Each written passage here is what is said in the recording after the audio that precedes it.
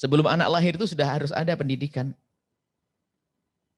Maka para ulama menjelaskan pendidikan kepada anak sebelum anak terlahir, seperti yang dikisahkan dari Sayyidina Umar bin Khattab, yaitu pendidikan anak sebelum lahir adalah pendidikan yang kemarin. Memilih ibu buat anak-anaknya, memilih ayah buat anak-anaknya. Ini pendidikan pertama. Maka yang belum menikah, pastikan, jadi kalau memandang seorang suami itu adalah bukan sekedar, oh dia sukses usahanya. Bukan itu saja, akan tapi dia akan menjadi ayah dari anak-anakku. Ayah dari anak-anakku. Dia adalah ibu dari anak-anakku. Maka milih yang benar. Nah, seorang anak diadukan kepada Sayyidina Umar, marah-marah, wah khalifah, ini anak saya badung, bandel nih. Rupanya anaknya cerdas, biar bandung, bandel tapi cerdas ya. Di saat dihadapkan Sayyidina Umar bertanya, ya khalifah, apa sih kewajiban ayah kepada anaknya sebelum anaknya lahir?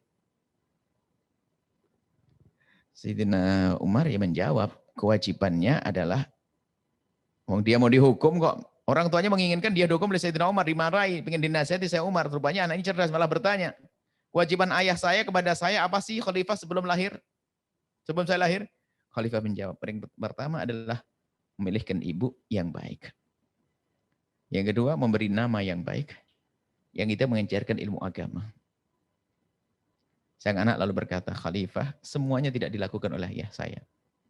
Saya tidak merendahkan ibu saya. Saya sangat mencintai ibu saya. Tapi ibu saya adalah diambil dari orang yang asal saja. Jadi ibunya nggak karu-karuan juga. Yang pertama. Yang kedua, nama saya pun nama yang jelek. Disebut namanya murrah atau apa gitu, pahit, jelek gitu. Kemudian ayah saya tidak pernah mengajarkan kepada saya ilmu agama. Mendengar begitu, berbalik Sayyidina Umar yang semula ingin marah kepada anak, sang bapak dimarahi. Artinya, kalau yang masih jomblo mungkin yang ikut menyaksikan acara ini, kalau ingin menikah itu jangan egois.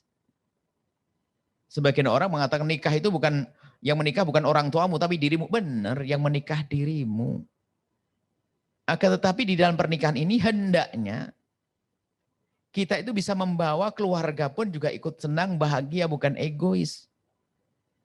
Yang menikah bukan dirimu. Ya, yang menikah itu memang dirimu. Tapi hendaknya dalam pernikahanmu itu memang ada harapan. Nanti ada anak yang baik.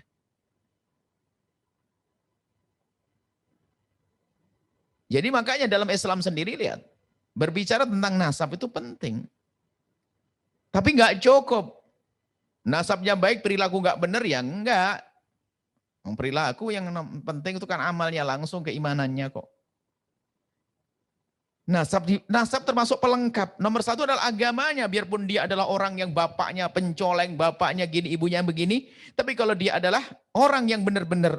Sebab almar'u yuladu alal fitrati. Seseorang dilahirkan dalam keadaan bersih, suci. Jangan dibawa-bawa dengan musibah kejelekan orang tuanya. Mungkin bapaknya adalah begini-begini dengan segala kejahatan. Tapi kalau anak itu dipilih oleh Allah bisa menjadi kekasih Allah kok. Hanya memilih nasab juga penting. Tapi jangan lupa memilih agama. Demi anak nanti untuk milih nasab. Tapi kalau pilihannya nasabnya benar tapi agama nggak benar, ya bikin malu ke anak. Misalnya tahu dengan segala bentuk kemungkarannya, anaknya akan merasa minder punya orang tua semacam itu. Makanya menutup aib itu kan penting. Kalau seandainya punya suami atau istri yang ternyata punya masa lalu yang kelam, maka demi sang anak berjanjilah untuk menutup masa lalu, untuk memendam, mengubur dalam-dalam masa lalu pasangan itu, dan jangan dibongkar. Biarpun kita punya permasalahan, percekcokan, jangan membongkar aib pasangan. Karena membongkar aib pasangan itu mengajari anak kita untuk tidak baik dengan. Misalnya suami menjelekkan istri, maka dia mengajari anak agar tidak hormat kepada istri. Apalagi sampai meningkat naudzubillah masa lalu kelam, padahal dosanya ganda dia, masa lalu perzinaan dan sebagainya. Ibumu dulu begini, ibumu londe, ibumu pelacur, ibu begini. Masya Allah. Sang anak akan merasa bahasa ibunya rendah. Tidak. Tapi tutup, ini termasuk di antara mendidik anak. Di saat Anda mendidik, ini panjang ceritanya, hanya kami sampaikan.